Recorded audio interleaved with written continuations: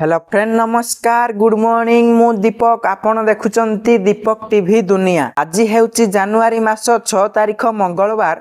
चलंतु जानि नबा आज दिनर केतोटी गुरुत्वपूर्ण टॉप न्यूज अपडेट। प्रथम अपडेट चाषी मानक पाई खुशी खबर। अकाउंट को आसीबो 6000 टंका। केंद्र सरकार नुआ वर्ष 2026 आरंभ रे चाषी मानक खुशी खबर देइछंती। प्रधानमंत्री किसान सम्मान निधि योजना रे निवेश सहायता पाइबा पाई चाषी माने उत्साहर सहित अपेक्षा करिसंती। एही वर्ष मध्य 3टी किस्ती रे चाषींक बैंक अकाउंट को पैसा पठा जिवो। सरकार प्रति 4 मास रे 2000 टंका प्रदान करूछंती एवं वर्ष को कृषक मानक अकाउंट को 6000 टंका पठा जाउची। सेही परि 2026 मसिहा रे प्रथम किस्ती फेब्रुआरी मासरे एवं द्वितीय किस्ती जून किंबा जुलाई एवं तृतीय किस्ती अक्टोबर किंबा नवेम्बर रे चाषी मानक अकाउंट को मोट 6000 टंका पठा जिवो। परवर्ती खबर मार्च रु आउ मिलिबनी 500 टंकिया नोट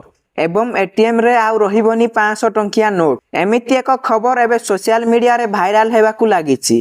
फेसबुक ठारू आरंभ करी ट्विटर पर्यंत सबुथिरे भाइराल हेबाकू लागिछि।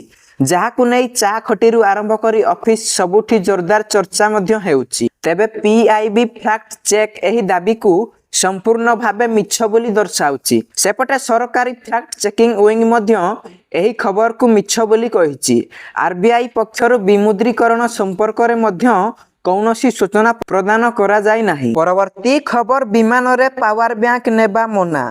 एही निर्देशनामा जारी करिछि बेसामरिक विमान चलाचल। विमान रे यात्रा समय रे फोन और अन्य डिवाइस चार्जिंग पाई व्यवहृत पावर बैंक और पोर्टेबल चार्जर व्यवहार उपरे कटकणा जारी करिछि डीजीसीए। पावर बैंक रे व्यवहृत लिथियम बैटरी हठात गरम हो जाउथिबारु एथिरे संगे संगे निया लागी जाउथिबारु एहार व्यवहार उपरे कटकणा जारी करा जायछि। सेति पाई विमान रे यात्रा करिबा समय रे पावर बैंक एवं पोर्टेबल चार्जर को ब्यान करा जायछि। परवर्ती खबर मद पी आम बस चलाइले एणिकी मिलिबो दंड। छक छक रे ड्रिंक टेस्ट करूछि पुलिस आउ ड्राइवर माननकु ढिला नाही। मुख्यमंत्री निर्देश परे ग्राउंड रे आरंभ हैला एक्शन। एणिकी आउ अमानिया आम बस ड्राइवर को मिलिबनी आश्वस्ति।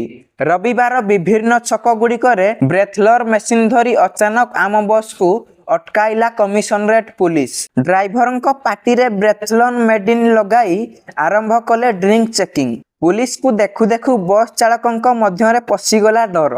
जेउ ड्राइवर मद्यपान करी आम बस चलाउथिबे तांको विरुद्ध रे हेबो एक्शन। एही प्रक्रिया आगो को जारी रहइबो बोली भुवनेश्वर डीसीपी सूचना दैछंती। परवर्ती खबर खोर्धा गुजुरंग स्थित जवाहर नवोदय विद्यालय रे अभावनीय घटना।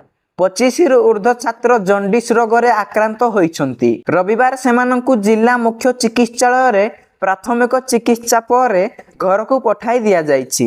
मिलिथिबा सूचना अनुसार अक्टोबर मासरु पूजा छुट्टी रु फेरिबा पर जने छात्र थंडा ज्वर रे पीड़ित होइथिल। तांको ठारे हेपाटाइटिस ए लक्षण देखा देइथिल। पर नवेम्बर मासरे 6 जन डिसेम्बर मासरे 9 जन आक्रांत होइथिबार जणा पड़िथिला। आज हठात अपराह्न रे 10 जन छात्र भीषण थंडा ज्वर रे पीड़ित।